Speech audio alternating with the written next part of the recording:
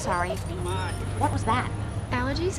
Welcome to WatchMojo, and today we're counting down our picks for the top 20 actors who hate their own movies. Why are they still going to high school? Like up until last year, they're 100 years old. We're just here to use the bathroom. And we're just gonna leave. I hope that's okay. No, this is just a bad dream. I'm gonna close my eyes, and when I open them, everything will be back to normal. For this list, we're looking at actors who have reportedly publicly voiced their dislike for a film in which they starred, expressed regret about taking a certain role, or outright criticized their own film. Which actor were you surprised to see on this list? Let us know in the comments below. Number 20, Christopher Plummer, The Sound of Music.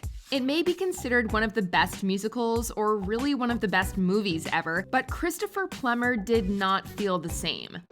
Congratulations, Max. Who will you be exploiting this time? Aha! Over the years, the Oscar-winning actor did not look back fondly at his role as Captain Von Trapp, the head of the singing family in this musical drama. Edelweiss, every morning you greet me. Instead, he made remarks calling the film, quote, so awful and sentimental and gooey. He even went as far as to dub the movie The Sound of Mucus. Ouch. Oh, how clumsy of me. I meant to accuse you. He also avoided cast reunions for a while, though in 2010 he did come around and appeared with the full cast on The Oprah Winfrey Show. But the best part is I got to stay in the hotel with Christopher Plummer. Because I was an adult. What room were you in? Number 19, Charlize Theron, Reindeer Games. Maybe you saw me and I didn't. Charlize Theron boasts a strong cinematic resume, having starred in such critically acclaimed films as Monster, Mad Max Fury Road, and the action-packed Atomic Blonde. Sadly, Reindeer Games cannot be counted among them, and Charlize Theron knows it. There's no future for people like you and me, Nick. When speaking with Esquire in 2007 about this crime thriller, released in 2000, and co-starring Ben Affleck, Theron didn't hold back, stating matter-of-factly that, quote, Reindeer Games was not a good movie, but that she did it because she loved John Frankenheimer. She also told the magazine that she considered it to be the worst film she'd made to date. Given that the film was a critical and commercial flop, Theron is not alone in having that opinion. I'm in this too, and I'm really scared. Number 18, Mark Wahlberg, The Happening. Let's just stay ahead of the wind. Every actor used to want to sign up for an M. Night Shyamalan movie in the hopes that it would have an amazing twist like The Sixth Sense. Unfortunately, these days, the twist is usually that the movie you're in might not be good. Maybe he's onto something. Still, we can't blame Marky Mark for taking this role. He played against type as a science teacher in the critically panned flick, which, it's worth pointing out, holds a 17% rating on Rotten Tomatoes. Wahlberg has publicly stated that Amy Adams, quote, dodged a bullet by declining Zooey Deschanel's part. Are you joking? SNL had a field day making fun of his role and came up with the now viral and superior Mark Wahlberg Talks to Animals sketch. Hey dog, how's it going? I like your fur, that looks really great. So you're a dog, right? What's that all about? Number 17, Michael Caine, Jaws: The Revenge. Sweet Jesus, we're heading straight for it. Come about, Helen. Another true thespian, another serving of unabashed regret about taking a role in a genre film. Unlike Guinness, however, Sir Michael Caine has every reason to regret his involvement in the fourth Jaws film, which by all accounts was no Star Wars. First time's the best for everything. After that, you know too much and nothing's ever quite the same. Though the Jaws franchise began with a roar, its success giving birth to the very concept of a summer blockbuster, the series ended on a whimper in 1987 thanks to this embarrassing final installment, which holds a 0% on Rotten Tomatoes. Of the film, Caine boldly once stated, quote, I have never seen it, but by all accounts, it is terrible. However, I have seen the house that it built, and it is terrific. Bloody hell. Get us started double time. The breath on that thing. Number 16, Hugh Grant, 9 months. Seriously? What? My water broke. Well, we'll get you another. No, my water broke. It wasn't the movie itself or the working experience that made Hugh Grant regret this role. He played a character perfectly in his rom-com wheelhouse as a man-child who's forced to settle down when he gets his dream woman pregnant. I'm pregnant. What?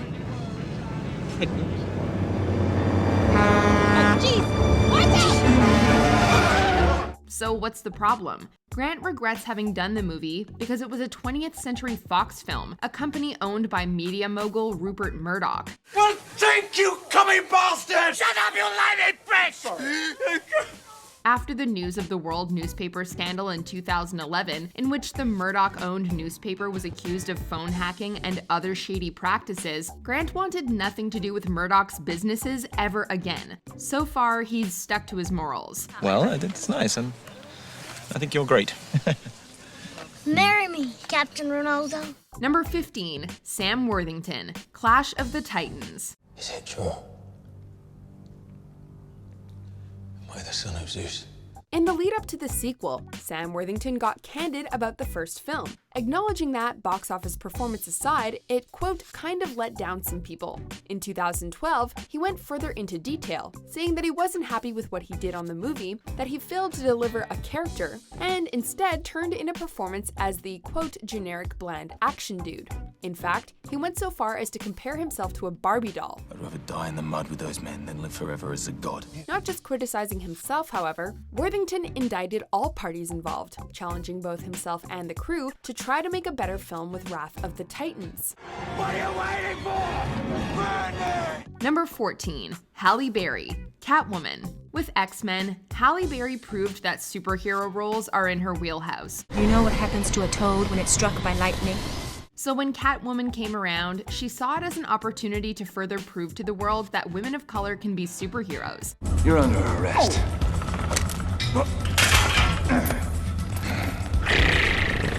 As she told Variety in 2020, however, there were a few red flags early on. Namely, why can't Catwoman save the world like Batman and Superman do? Why is she just saving women from a face cream that cracks their face off? How does she know all this? Who is she anyway? Unable to answer those questions, the movie would eventually go down as one of the worst of all time. Halle Berry ended up winning a Razzie for her performance and gave a special shout out to the team at Warner Brothers in her acceptance speech. First of all, I want to thank Warner Brothers. Thank you for putting me in a god-awful movie. Number 13, Sean Connery, The League of Extraordinary Gentlemen. Would you like to learn how to shoot? A lot of time and energy goes into making a film, so we can only imagine the disappointment of producing a dud. But Connery wasn't off to a good start with LXG. He apparently only took the role as Alan Quatermain because, having recently turned down roles in both the Lord of the Rings and the Matrix movies, he wasn't going to miss out on another success just because he, quote, didn't understand it. God, I hate getting old. He was then rather candid about the on-set fights between him and the director, which reportedly verged on physical violence. When asked about the director's absence at the opening party, he said, quote, check the local asylum, and then abandoned acting altogether. They're indestructible! No, just armor-plated. Number 12, Katherine Heigl, Knocked Up. I'm pregnant. Off. What? What? I'm pregnant? With emotion? With a baby. Perhaps one of the most public feuds in recent times between a movie and an actor, Katherine Heigl made waves when she called out Knocked Up for what she saw as its sexist stereotypes. I love your curly hair. Do you like use product? No, that's, I use Jew, it's called. She went on to say that her character was portrayed as a bitch, and the women in it were painted as shrews, as humorless and uptight. And just because I'm pregnant, I'm not some ruined woman and all romance goes out the door. Director Judd Apatow and co-star Seth Rogen did not stay quiet, and both have defended the movie over the years. If anything, the movie is about what idiots guys are and how it drives women crazy. The feud has not been easy on Heigl, who's had difficulty landing big roles in Hollywood since. Number 11, Channing Tatum, G.I. Joe, The Rise of the Cobra. When you move him, she's gonna come after you. You know that, right? The movie industry is not an easy business to succeed in. Before your big break, when opportunity comes knocking, it can be very tempting to sign multi-film deals with studios, because hey, at that point you can't imagine a world where you'd turn down roles. Like so many of his peers, however, early career contracts would come back to haunt Tatum when he was forced to do this Hasbro adaptation. I'm going to make you very unhappy. I'm already unhappy. When speaking with Howard Stern, he told the radio host, quote, "I fucking hate that movie." Well, no ambiguity there. Though he clearly resents having been forced into the role, he admits that it helped his career and the studio could have given him far worse films. Move and I'm gonna blow her away. Do it. Number 10, Sandra Bullock. Speed 2, Cruise Control. I swear I am never leaving the house again. She's Hollywood royalty, so it seems like Sandra Bullock can do nothing wrong. You don't even work on this ship! Oh God, I've been in worse situations than this and panicking does not help, trust me. She's made us laugh with Miss Congeniality and made us cry in Gravity, but even Sandra's had a misstep or two along the way. Oh, let's take a wrench and dump it into the engine and bust the transmission like a car, because I've done that. During an interview in which she was asked about a sequel to the 2013 hit The Heat, Bullock was quick to say, "No way." Unbelievable. Unbelievable. She told reporters, quote, "I've done 2 sequels. They were horrible." You know what? I don't know about sequels. I just don't know about them. Mine have not done well. It's easy to understand why she's not proud of Speed 2, though. Aside from the fact that, it was on a boat and was missing Keanu Reeves, it holds a very low Rotten Tomatoes score at just 3%. I'm okay. You're not okay. Stop saying that. Number 9, Bob Hoskins, Super Mario Brothers. He was a highly respected actor, so Bob Hoskins didn't feel the need to be coy about his dislike for working on this film. Shut up! Now, what's with this rock? When talking to the newspaper The Guardian, a journalist asked him about any career lows, and he replied, quote, "It was a nightmare." He credits the unpleasant working conditions to the married directors, Rocky Morton and Annabelle Jankel, who he said had their, quote, "arrogance mistaken for talent." This is crazy! We went under the river, but this can't be Manhattan! After a few hellish weeks of production, quote, "their own agent told them to get off set." Got it! Let's get out of here! Let's hit the bridge! Hoskins apparently made it through getting hammered throughout production with his co-star John Leguizamo. Yikes. It ultimately earned a measly 15% on Rotten Tomatoes, and was basically critically panned across the board. So can you blame him? Strap your belt on, kid. We're going in. Number 8, George Clooney, Batman and Robin. This is why Superman works alone. George Clooney may be Hollywood royalty, but there's a dark spot in his past. His turn as Batman. Yes, it's my rules. My rules that keep us alive, and if you want to stay in this house and on this team, you will abide by them. This is no partnership. Playing a superhero is pretty much the best thing that can happen to an actor's career, and Clooney did benefit from the name recognition the role gave him, but that's about it. Nice catch! You break it, you buy it. Over the years, he's been known to joke about his work as the Caped Crusader, even saying that he thought they, quote, might have killed the franchise. I have to say that I actually thought I destroyed the franchise until they brought it back. Somebody else brought it back years later and changed it. But, I thought at the time this was going to be a very good career move. It wasn't. Luckily for us, that was not the case, though its successful revival wouldn't be until 2005 when Christopher Nolan rebooted the series. Where are you? Here. Number 7, Jim Carrey, Kick-Ass 2. Catch the strays. Oh, and try to have fun. Otherwise, what's the point? Sometimes current events can affect the way an artist feels about his or her work, and that was the case with Jim Carrey's feelings towards this picture. Nice party. Anybody want to dance? When he should have been promoting the film, Carrey tweeted, quote, "I did Kick-Ass 2 a month before Sandy Hook, and now in all good conscience, I cannot support that level of violence." He went on to say that he wasn't ashamed of the movie or his work in it by any means, but the incident at Sandy Hook Elementary that killed 28 in total caused him to rethink the portrayal of such heavy violence in film. You shouldn't talk with your mouth full. It's very rude.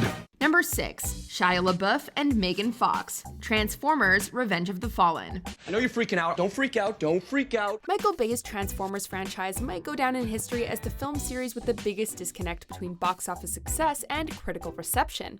It's a financial juggernaut, but each installment has failed with critics. And any actor who praises the films likely isn't telling the truth. Wow. The first movie was at least a fun ride, but when the second came out, even LaBeouf went on record to admit that they got lost, and that without relationships, it was, quote, just a bunch of robots fighting each other. Fox, for her part, said that, quote, people are well aware that this is not a movie about acting. I'm sorry. I'm so sorry about your eye. You know what, but if you're a good boy, then I'm not gonna torch your other eye. Number 5, Zac Efron, the High School Musical franchise. Late for class. Heartthrob Zac Efron upset millions of fans when he decided to put down the franchise that launched him into superstardom, or more specifically, his role in it. Speaking with Men's Journal, he expressed nothing but disdain for his teenage self, going so far as to say, quote, "F that guy," and that he wishes he could kick that guy's ass, with High School Musical being at the center of his regret. Though fans were pretty quick to pick up arms, you can't really blame the actor. Did you ever let go? Did you ever not know? High School Musical and its sequels were important to a lot of young people, but they were also rather cheesy, and don't exactly showcase Efron's best acting. Once a wildcat, always a wildcat. Number 4, Bill Murray, Garfield the movie. I hate Mondays. Bill Murray's involvement with this Garfield sequel can be chalked up to a case of mistaken identity. What part of no don't you understand? The push off the chair? It's off. I don't want to play. In a GQ magazine interview, Bill admitted that he thought the movie's screenwriter was Joel Cohen of the Coen brothers. Nobody calls me Lebowski. You got the wrong guy. I'm the dude, man. What he didn't know was that the movie was written by another Joel Cohen, with an H, and a writer who's made his career by writing family movies like Toy Story, Cheaper by the Dozen, and Daddy Day Camp. Uh-oh.